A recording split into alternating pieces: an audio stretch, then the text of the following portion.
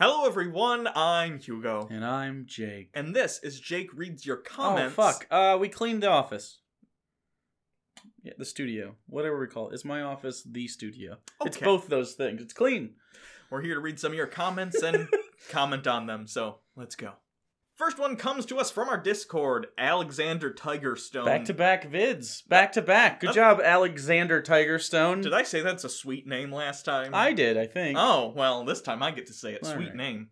Dear Hugo and Jake, do you guys think that those who sell things to an antagonistic figure, i.e. selling a gun to someone who will go and do a mass shooting, should be punished for providing whoever it is something like the land they used or the weapons they get for nefarious deeds? Poorly worded, Yeah, Alexander Tigerstone. Not great.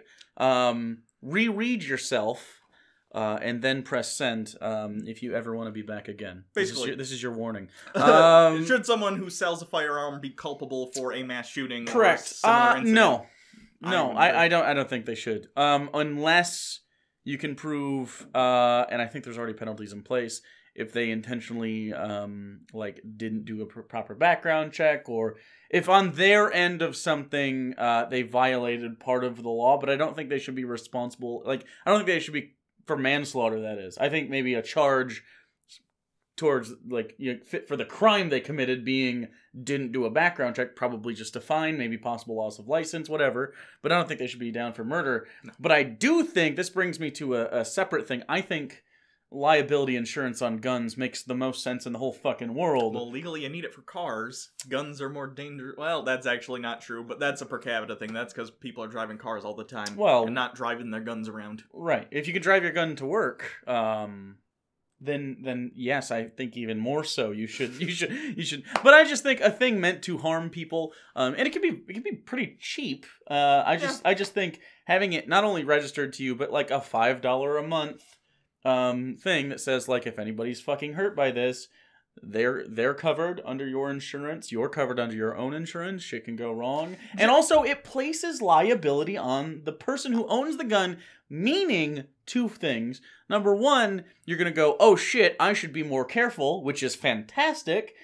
And number two, it's if someone is fucked up by your gun, they deserve some compensation, assuming they don't just fucking die. My homeowners, I think, includes an option. It does. Mine does too. And it's like, do you have a gun in the home? And that would increase and I didn't. That would increase your premiums, I would imagine, because you're riskier to insure. Because I don't know if you guys know this. Guns are dangerous. Guns are dangerous. That's literally their only job, is to be dangerous. So yeah, I don't think someone selling the gun should be, culpable here, but I do think the gun owner ought to be. Sure. And if it is stolen, does that mean you weren't taking care of it correctly? I still think your insurance should be billed for that. And you can, of course, if someone steals my car and hits someone with it, my insurance still takes that, but I get to sue. Well, I can see the insurance company will then sue that person. Oh, you know what I'm saying?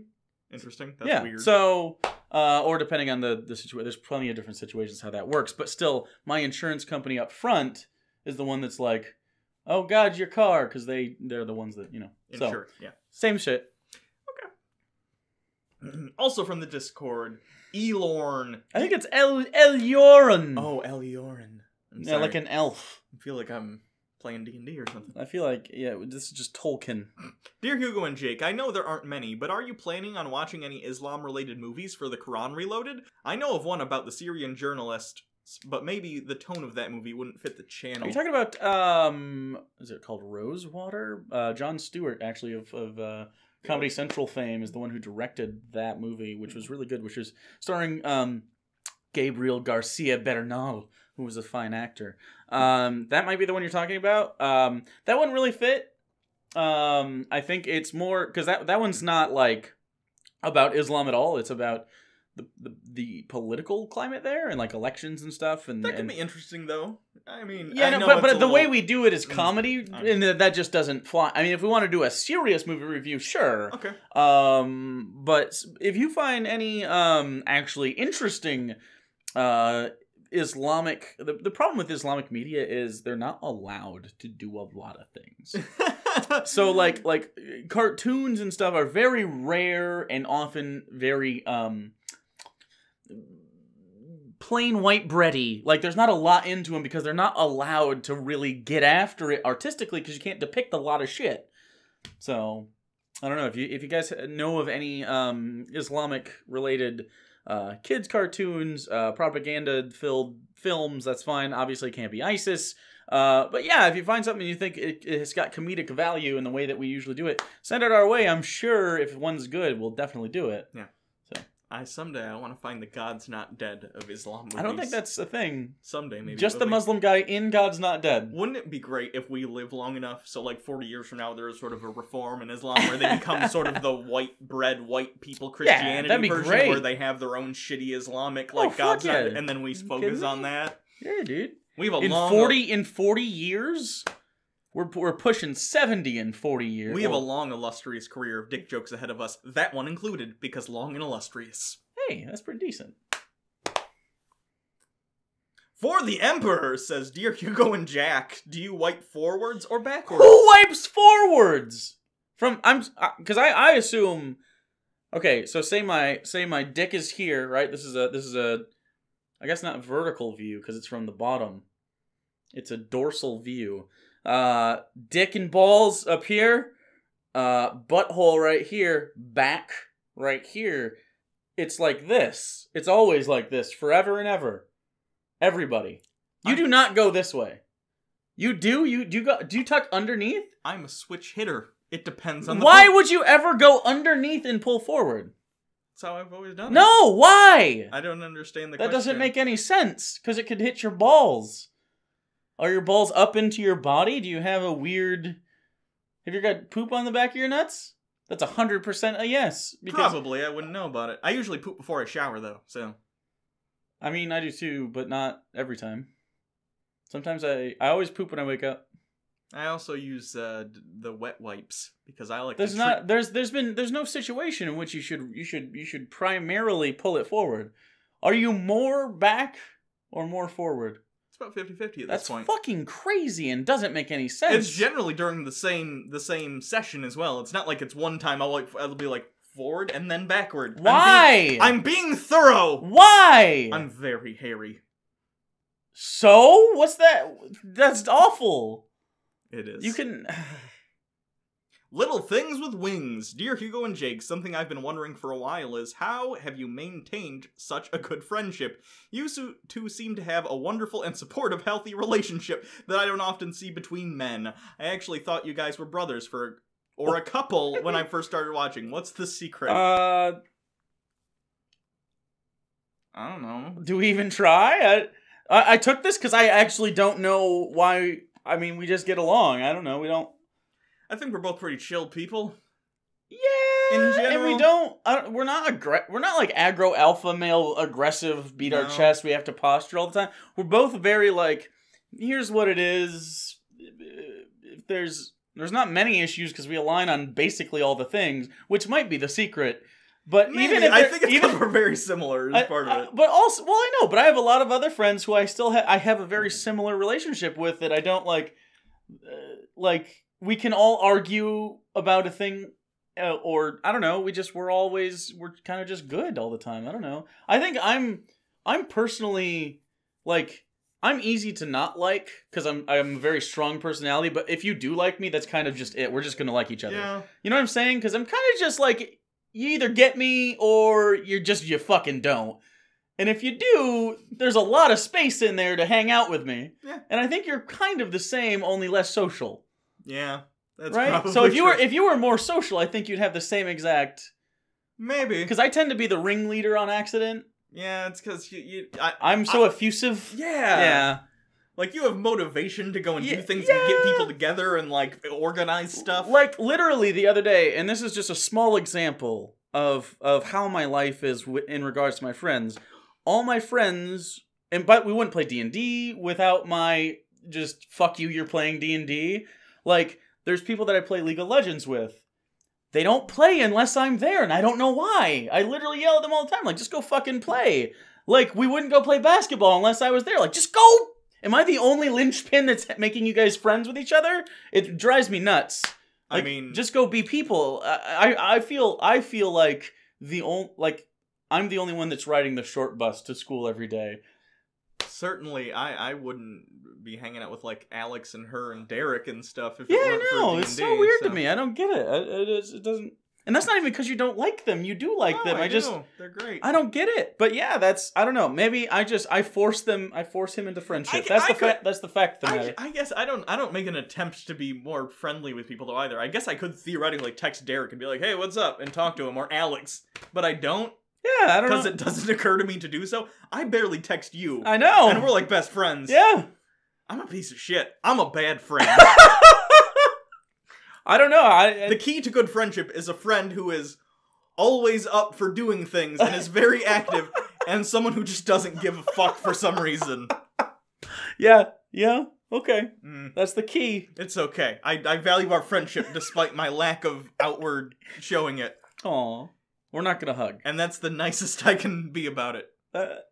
That's genuinely the nicest you've ever gotten. No, I don't like... I don't think we should go there. Nope. Once you go Jake, you can't go back. That doesn't rhyme. Once you go Jake, everything else feels fake. Hey, That's rhymes. probably true. Ben 3.0. This is from Twitter. Oh, this is from Twitter. If you could start one cinematic universe over again and do it better, which one would you pick? DC! Oh my god. For one thing, there's only like 3 or 4. No, there's 4. Marvel, DC, the Cinematic Universe? Kaiju, which is because King Kong and Godzilla are doing what's Pacific Rim? That's technically Kaiju, but it's not. I mean Toho Kaiju specifically, which would be all the Godzilla villains and Godzilla. What's Toho? Is that the maker? Oh, you don't know anything about Toho? Holy shit! Is Toho the Japan guy that did the? Toho is the company that owns. Oh, it's the company. Okay. It's the company that invented Godzilla and made the Godzilla films, and basically invented the concept of kaiju and popularized it. Okay, so I didn't know that was the name of the company. That was actually they're one of the first cinematic universes, along with Universal. Universal had their cinematic universe back in the 30s and 40s with their black and white films because they had stuff like Frankenstein meets the Wolfman. But over in Japan, they were meanwhile doing the Godzilla films. Kaiju had their own individual movies. Rodan had his own movie. Mothra had his own movie too. And then in Godzilla, that'd be where they'd fight. And Godzilla was like the Iron Man of Kaiju. Have you seen Godzilla versus Mothra? Which one? There are like 3 of them. The one where the first one, he picks up the Ferris wheel. Ferris wheel for no reason. I'm taking this. It's mine now. Yeah. And then there's those twins. The twin fairies? Oh, why are they there? Because they're the keepers they're the spirits of the earth. It doesn't matter. And Mothra is a spirit of the earth as well and has to protect it. There's something in my eyeballs driving me nuts. Anyway, so basically our only options here. Marvel's already good. Yeah, they are. So it's either DC or It's DC. Or the... I mean, you could make an argument for, like, Star Wars, Star Trek. Okay. But DC's the one I want to redo. Are you telling me you don't want to see a good version of The Mummy versus fucking Frankenstein? We've already had that. It was with Brendan Fraser, who we talked about earlier today. And so that's funny that came back up, but I'm not gonna continue. Universal, stop trying with Dark Universe. It's done. It's done. It's been done. It's been done since Bela Lugosi died. It's fucking been done for centuries. Like the minute the heroine... and somewhere a Universal executive was like, something's amiss. Something is... Oh, no. Bela Lugosi loved him some smack. Did he? He did. Didn't know that. Ed Wood helped him out, actually. Oh, later in life. Ed Wood... Wait, helped him get more smack? No, or helped him get off the juice? Off the smack. Get off the sauce. Although, sauce is alcohol, right? Ed Wood giving Bela Lugosi heroin makes too much sense for me. Yeah, I know, right? That had to have happened at least once. And then Raymond's dad was Frankenstein in Young Frankenstein. Remember that? Raymond's dad from Everybody Loves Raymond. I can't remember the actor's name, but I know who you're talking about. Yeah, he was the Frankenstein monster. Yeah. So anyway, DC is the answer. Yeah. I guess should we talk about how we would do it better? By the way, we talk about this kind of shit all the time on Unpop. So if you're into this conversation, you're into Unpop. Yeah, basically, I would start it. I would still start with Superman. I think starting with Superman makes sense. I think I start with Batman until God. There's like a hair on my nose. Anyway, I start with Batman, like, and then where Man of Steel, like, where Batman v Superman starts, I think is a good way to introduce the Superman. and then have a whole Superman movie where Batman is kind of a character sort of narrating how he feels about it, and then you can go into a Batman movie where he's like, I have to step my game up because this is a problem, so I need to take care of crime in Gotham now so I can handle with that. Let me explain why I'd start with Superman, though. Sure. Just because I think Superman helped set the tone for the entire universe you're creating. Superman is a... Yeah, if you don't want to go dark gritty, then Superman's the way to go. Superman's also, he deals with the top-level threats, so it gives you a good overview of what's the government like? What's the government's opinion of someone like Superman? Sure. You know what I mean? What's the response of, like, a supervillain showing up? Is Superman the only one that shows up? Does the army show up? Is the army involved in shit? How does the public feel about Superman? Also, we're not going to do an origin, right? No. Does that inform their view of other heroes? Their view of Superman? Does Superman improve their view of other costume heroes? Or do they look at Superman and then look at Batman and go like, ooh, Batman, why doesn't Superman stop Batman? You know what I mean? So it kind of helps set a lot of the tone and themes. And I kind of wouldn't hate starting like an Injustice timeline. Okay. And then going in and then like undoing it with the Flash stuff, maybe. But that kind of implies that other people are as nerdy as we are. That's basically already what they've done. They have angry, broody Superman. Yeah, I know. And now they're going to do Flashpoint and reboot it. Again, my problem... I really hope they do, because I don't think they can make another movie after this Flash movie. This Flash movie's got to reset it, or it's done. Aquaman, I think, is the next one. Right, but I mean... Which is a terrible, terrible, terrible fortune on their part, because the last one so they did Man of Steel. Batman v Superman. Again, I keep wanting to call it Batman. I keep wanting to put something else in between them because there's no way they did Man of Steel and Batman v Superman, right? Wonder Woman? No, Wonder Woman was next. It was. Actually, it was Man of Steel. Then it was Batman v Superman. Then it was Suicide Squad. Yeah. I think. Then it was Wonder Woman. No, was it Suicide Squad before? God, fuck. Now I can't remember because of how it goes. It doesn't even matter. It doesn't. The point is they have a series of bad movies. The last one, Justice League. Wonder Woman was definitely before Batman v Superman, though, right? No, Wonder Woman. That's her first appearance. Yeah, and that was why. And Wonder Woman was actually relatively competently done, like we said in our review. I think Wonder Woman was fine. 7.5. It's as good as some of the good Marvel movies I enjoy. But then they came with fucking Justice League, and that was a hot pile of shit. No one wants to see Aquaman. Already has a hard enough time with his reputation. I very much doubt that the Aquaman movie is going to turn around the public's opinion of Aquaman, especially after Justice League. I think Aquaman could be cool. He could be. I like the way that they decided to do his locomotion, where he basically like supersonic flies underwater. Yeah, I thought that was interesting. But then there's like air bubbles that they just make in Atlantis, and then obviously we didn't get a lot of it in there. I say obviously, you probably didn't see that movie. Justice League? Them. Oh, sorry. Not you. Yeah, a lot of people didn't see Justice League. I didn't pay for Justice League. I saw it, though. I think I also did that. Did I go see it? I definitely saw it. Yeah, I saw it in theaters. Anyway, so that's how we do it. And also from Twitter, what's your agenda, Jake? Wow. I like this. It's open-ended. So here's my agenda. Be nice to people when you can. Give people stuff when they don't have it if you can afford it. And I mean that as like a governmental structure. There should be a baseline that everyone gets to live by, and it should include baseline shelter, healthcare, and food. And then their efforts to educate themselves and work hard. And then I don't know, weed. Give everybody weed. That's my agenda. If I'm running for president, that's my really core, jotted it down on a sticky note agenda. Okay, I want to be VP. Yeah, are you into that? All those things, we're good? I think we're pretty good. I don't really care what I just want to be vice president, just because that seems like a job where seems like a pretty chill one. Seems like a pretty chill job. Joe Biden, I feel like he did a great job, but because I don't remember what he did. I just remember the memes. I'll Joe Biden the shit out of you. Yeah, that's fine. Okay. All right. From the last Ask Hugo, Dar K says, Jake, have you ever thought of doing a tabletop or D&D Twitch stream or having a Twitch channel just for the D&D fun with Hugo and friends? Have a feeling it would be hilarious. It probably would be hilarious. We have a pretty good time. Yeah. Also, I saw a comment that said, wow, your D&D sessions sound boring. I believe they were trolling. But I'm very surprised that anyone would think that. That's funny. It depends on what kind of universe you're on. For instance, I know friends on Facebook who I was friends with in high school. They also play in D&D, which I didn't know until I saw them post. So, and we talked a little bit about it because I play it now. their D&D game is way wackier than ours in a way that it would just annoy me.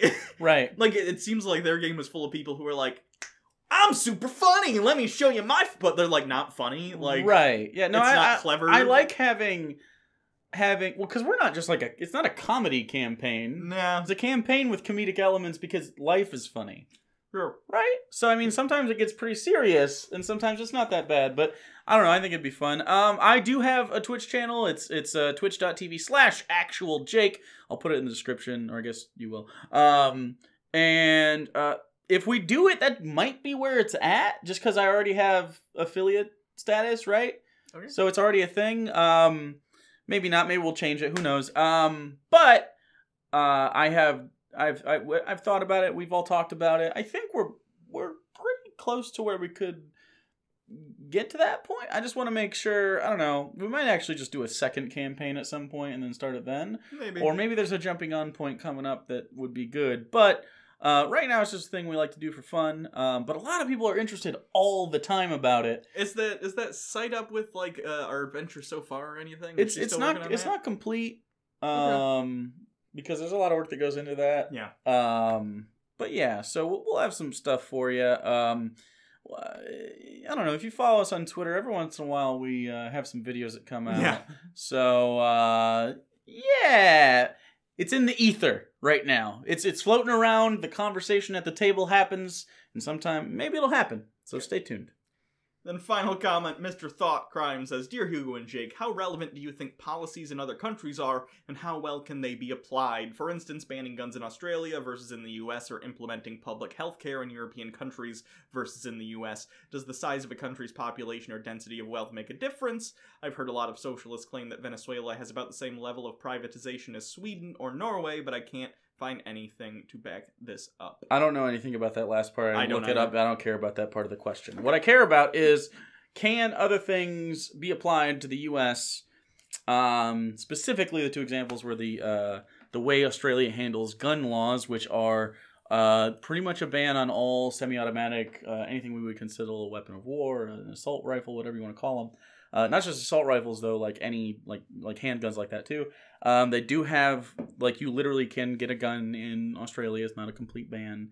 A lot of people have them for self-defense. A lot of people have them for hunting. You just have to give a valid reason as to why you should have that, and you go through a real background check, and you have to pay for a license. I don't know if they have liability insurance or not. I don't think they do. I don't think that's a very common thing for guns in most places anyway. I do think that would work. I mean, once there's a utility for a gun established, like if you can make an argument for it, and say your job is like because there's some people that are ranchers and they have coyote problems or something, Yeah. or boars, right? You need a gun that can actually take that down, and one rifle is probably not going to do it. The semi-autos do make sense in that scenario. So if you own a ranch and you are a ranch hand, I understand wanting a 30-round semi-automatic thing for pests like that. It makes sense. And in my opinion, I think it's fine for you to have that, assuming you go through a background check, and I would really like liability insurance on that, because even a farm hand can go on a shooting spree. But, yeah, so I mean, I think it's fully applicable. Australia is not that different. Yes, the population densities are different, but we're the ones that make guns. Like, Mexico gets them from us.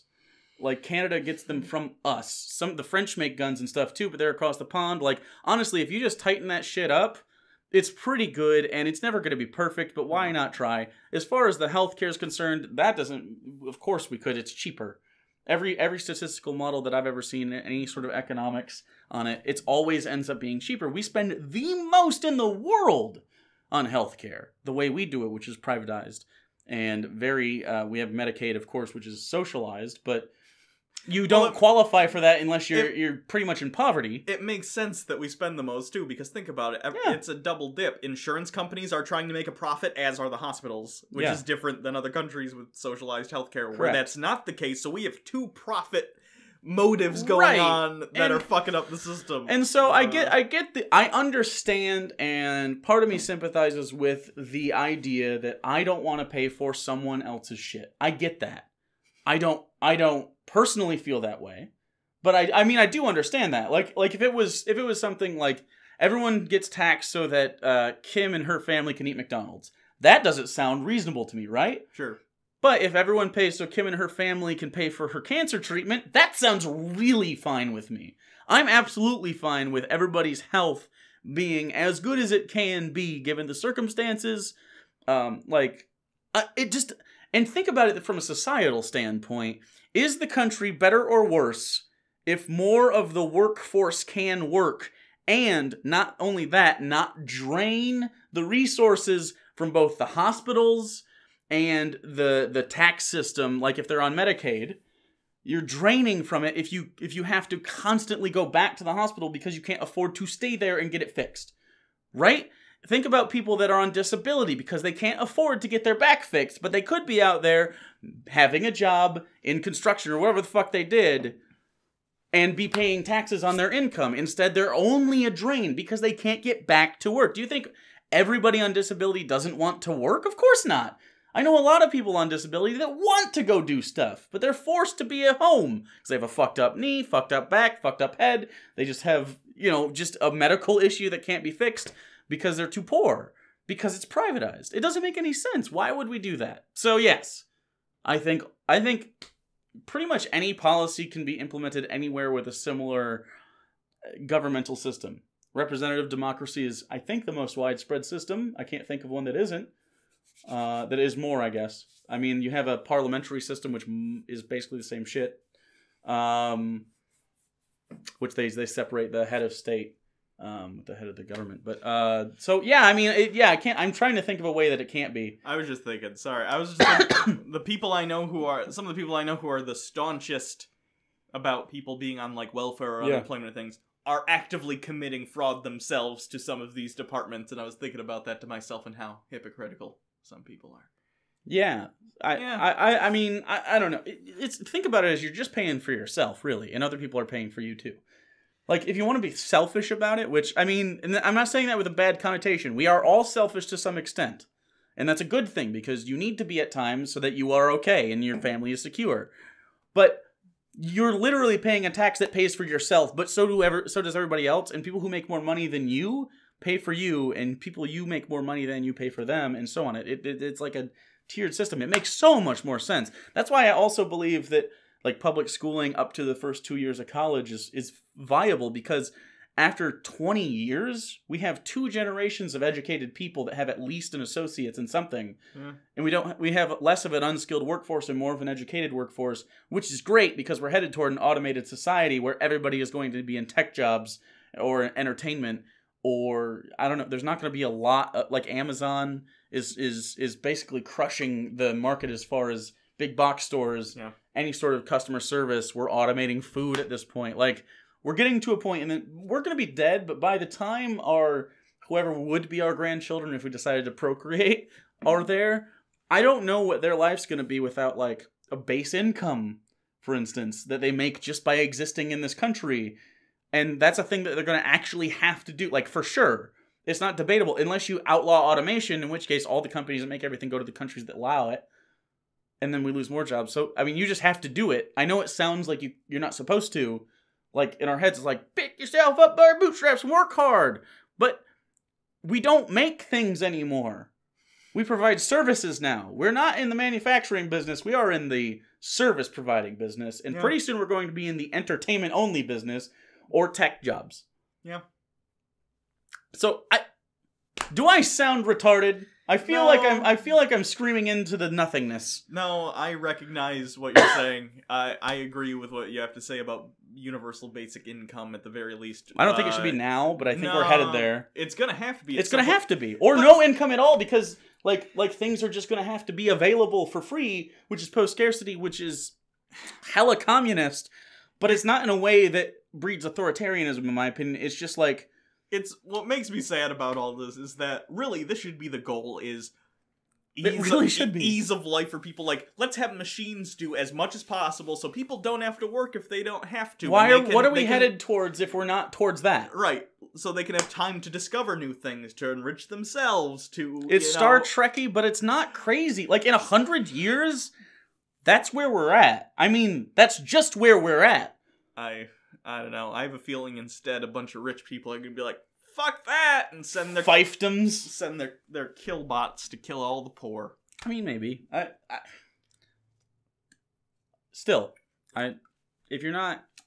If your idea of a society is just to like farm your own land and take care of yourself, you're gonna be really disappointed when everybody has a robot and there's nowhere to farm. Well, you should be disappointed now because you're participating in society, Yeah. and that does ask some things of you. I'm sorry. So, yeah, I could talk about that topic forever. Oh, I know you could. Yeah. Well, I think we should talk about more in depth, maybe about universal income, the social contract, what being in a society, responsibilities. I had a guy recently on the Discord server say that the social contract doesn't exist because he didn't sign anything. He doesn't know what the social contract is at all. No. Social contract, for the record, is implied by being a citizen of a place. You give up some freedoms to receive usually a lot more in return, like wearing your seatbelt, following the speed limit. Right, which is why it's typically more fun to like live in a town with people instead of living like the Unabomber in the woods. Did you know they have the Unabomber's cabin at the FBI? Did you see that picture? I didn't see a picture. I just knew that. It's super creepy. It's kept like in a fucking... He made that himself with his brother. In a parking garage. The whole structure is just there. Super interesting that you just... Have you not seen the Unabomber thing on Netflix? No. Oh, there's a really great move. Is it a series? It's a mini-series. What's the guy that plays the Vision? The actor? Paul Bettany. Paul Bettany plays the Unabomber. That's an interesting cast. It's an amazing cast. He does a fantastic job. And it's about the FBI agents that find him, it's Sam Worthington. Okay. Who was an action star for a little bit, and then he just became a regular actor. Anyway, he does a good job too. And I think it's just called Unabomber. And it's a series, and it's got all the facts in there, and it's very, very interesting. He built that. It's kind of like one of the first tiny homes, and he built it because he's a mathematics genius. Yeah, the Unabomber was, and he built that to like exact specifications, and it was super efficient. And like part of the Unabomber, like I totally understand without the violent part.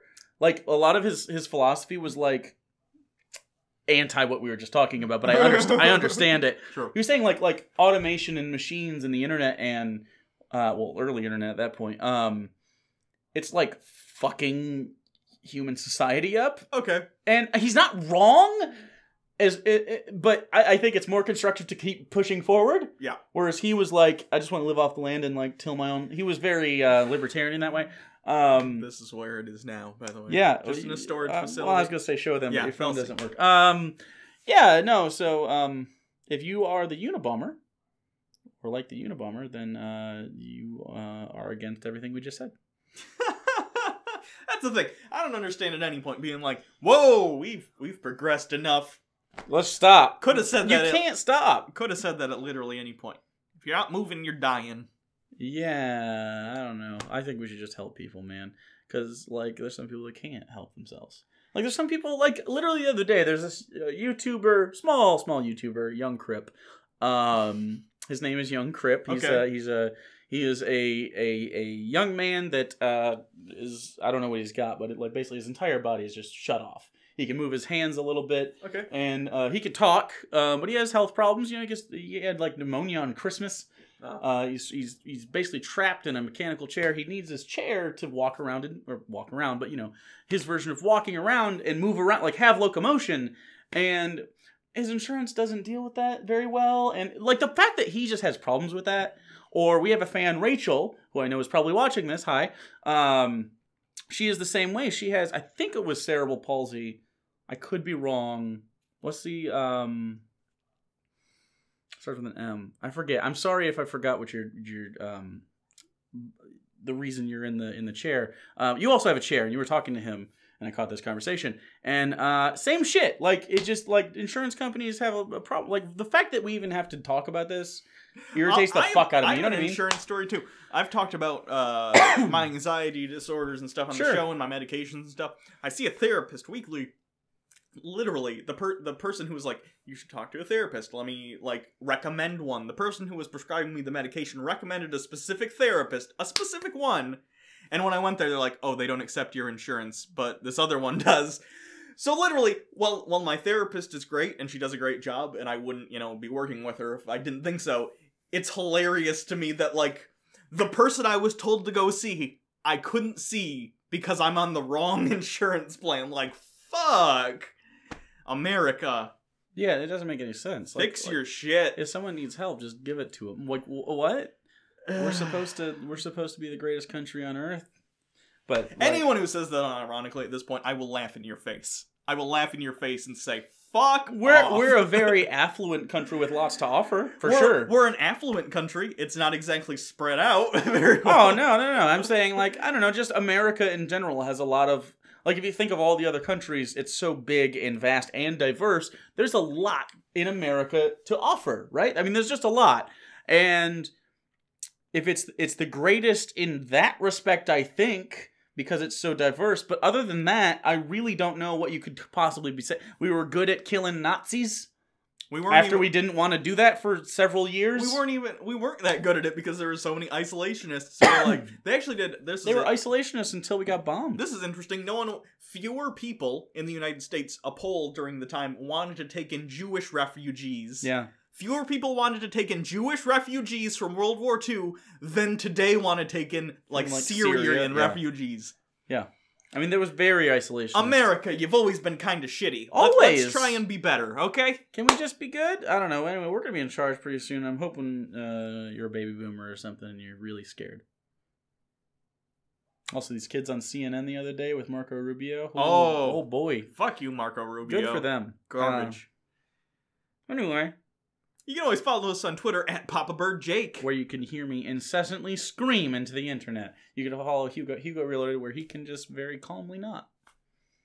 You can always, like we said, the Discord, that's in the description, as is Jake's Twitch channel. Correct. If you want to help support the show, you can always donate to our Patreon campaign. We're going to do either a hangout soon or like a bonus video. Probably hangout first, because I want to make sure we talk to everybody about the new stuff, and then a bonus video probably after we do our next movie review, because we usually have a lot of extra content for those. Okay. So, until next time, I'm Hugo. I guess I'm just mad today. We're coming to take your guns. We're gonna get them! Woo! Don't worry. I don't actually want your guns. Surprisingly, your dick won't get smaller when we take them. Well, it might be less erect. Maybe.